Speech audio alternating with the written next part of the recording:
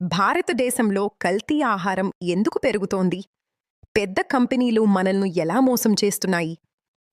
మన రోజూ తినే ఆహారం నిజంగా సురక్షితమేనా? పాలు, నూనె, మసాలాలు, తేనె, స్వీట్లు మనం నమ్మి కొనే వాటిలో కల్తీ ఉంటే? డబ్బు కోసం మన ఆరోగ్యంతో ఆటలాడుతున్నారా? భారతదేశంలో కల్తీ ఆహారం సమస్యకు చాలా కారణాలున్నాయి.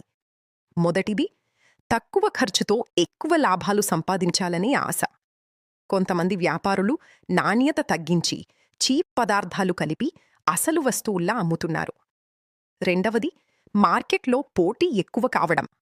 ఒకే రకమైన వస్తువులను తక్కువ ధరకు ఇవ్వడానికి కొన్ని సంస్థలు నాణ్యతపై రాజీ పడే అవకాశం ఉంటుంది.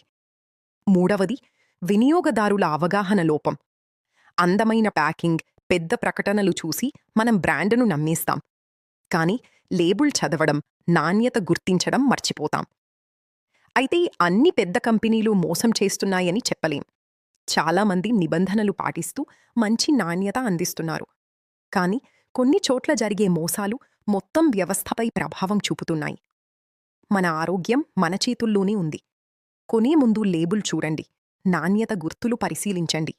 అనుమానముంటే ఫుడ్ సేఫ్టీ అధికారులకు ఫిర్యాదు చేయండి. ఎందుకంటే చీప్ ఆహారం ఈరోజు డబ్బు ఆదా చేయవచ్చు, కానీ రేపు ఆరోగ్య ఖర్చులు పెంచవచ్చు. జాగ్రత్తగా తినండి, ఆరోగ్యంగా జీవించండి. ఈ సమాచారం ఉపయోగపడితే మీ కుటుంబంతో షేర్ చేయండి. అలాగే మా ఛానల్కు సబ్స్క్రైబ్ చేయడం మర్చిపోకండి.